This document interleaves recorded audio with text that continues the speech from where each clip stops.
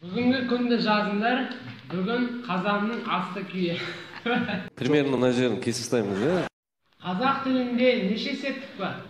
7 септік бар. Жоқ, 8 септік бар екен. 8-ші қандай екен? Антисептік. Түсінікті онда. Сіз мектеп кезінде 3-ге шыққан екенсіз ғой, қалай мұғалім болып жүрсіз? Ты на физику не смотри, я духом сильный.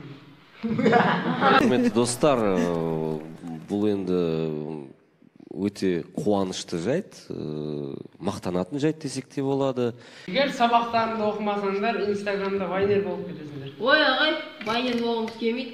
Онда оқы сабағыңды. Одан ақша табылмайды. Ешкім ештеңе бермейді. Енді Сыныпта сериалдағы ең милый жігіт. Мадияр.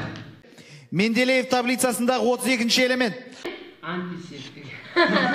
Әрбір қабылданбайды сенің жауабың.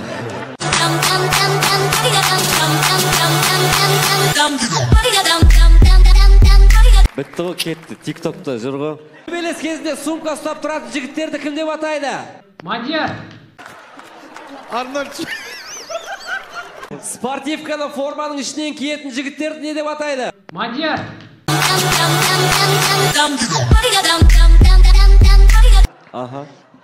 Ана баланы кесіп тастаңдар деп жатыр.